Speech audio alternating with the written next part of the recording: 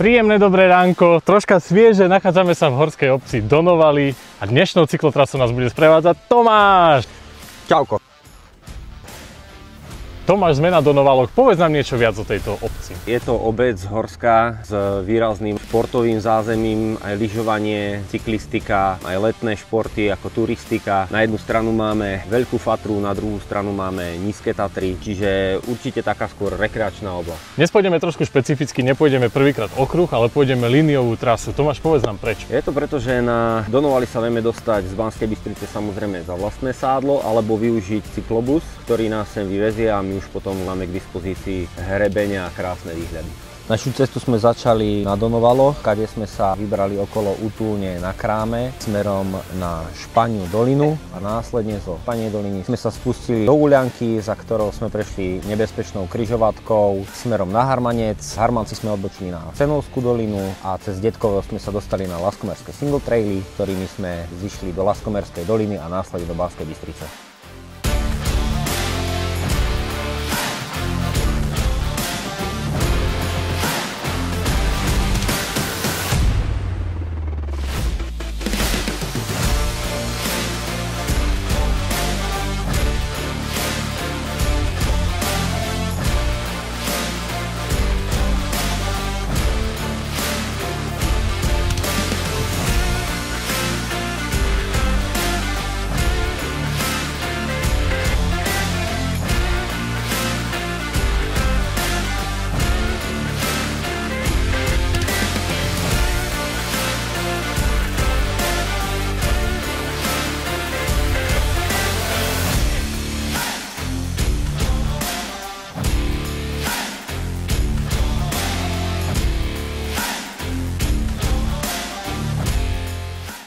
Po ceste máme množstvo pekných výhľadov, aj takéto miesto na občerstvenie. Tomáš, a čo ty a cyklistika, baví ťa to?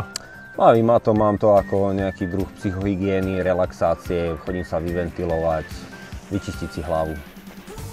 A my ideme ďalej. Výborne.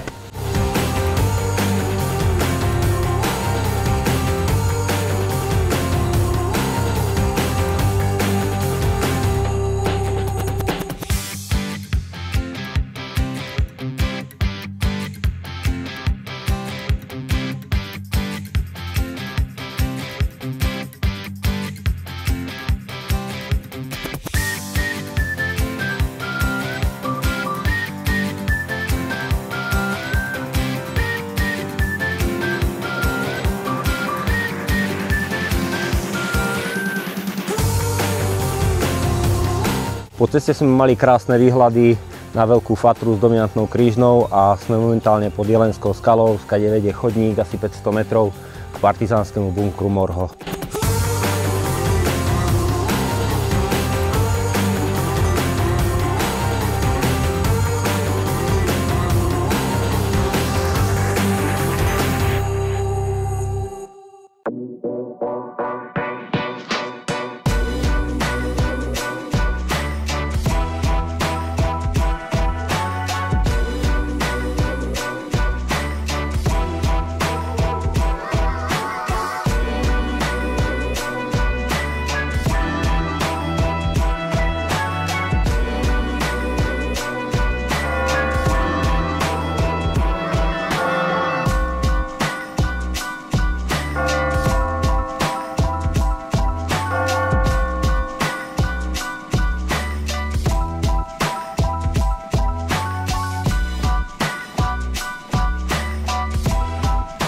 Cyklotrasu sme sa dostali až do obce Špania dolina. Čo sa u vás pekné nachádza?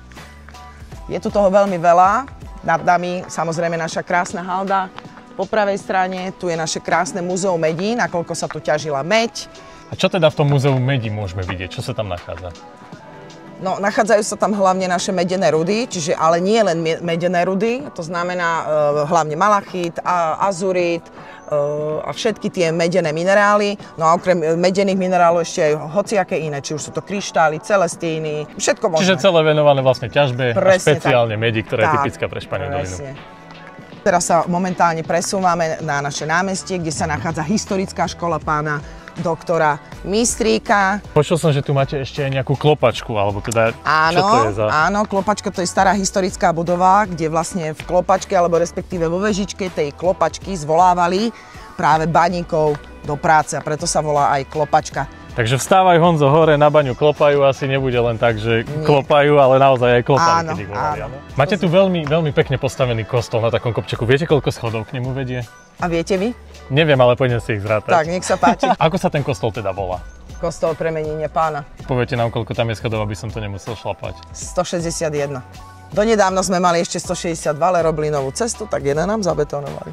Jej, tak som si 161 schodov ušetril. Ďakujem, využijem v ďalšom kopci, ktorý nás čaká na bajko. Nech sa páči.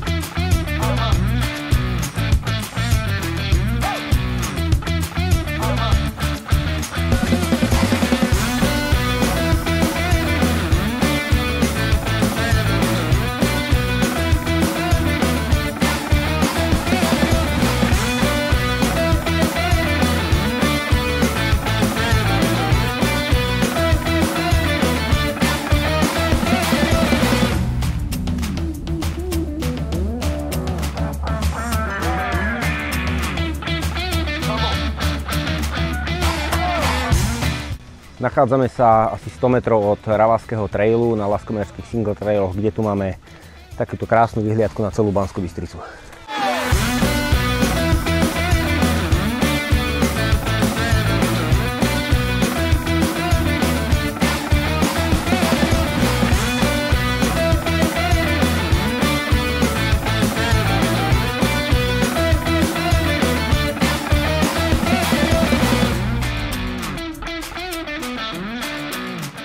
Na Riečanskom sedle sa k nám pripojil Mišo. Mišo, kto si, čo si?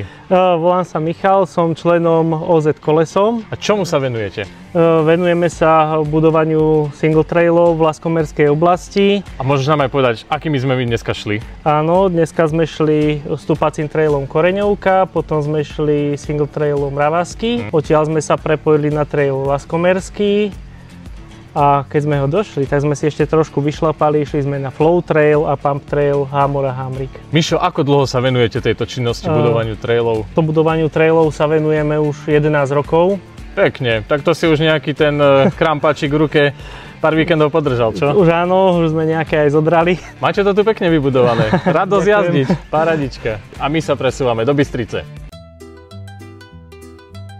Sme teda v Banskej Bystrici, je tu so mnou Zuzka z OOCR Stredné Slovensko. Zuzka, ako sa vieme dostať na Donovali v cyklistickej sezóne?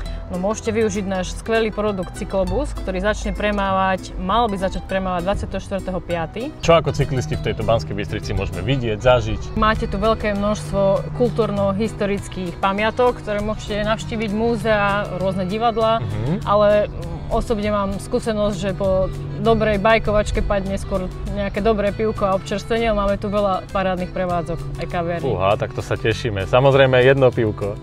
Maximálne 2. Chalani, sme naspäť v Banskej Bystrici. Ja vám veľmi pekne ďakujem, že ste nás dneska sprevádzali. Nech vám to ďalej kopka, nech vám to ďalej sypka. Máme pre vás aj také drobné darčeky. Ďakujeme. Potom si ich prídete prevziať. Díky ešte raz, bolo to super. Čauko.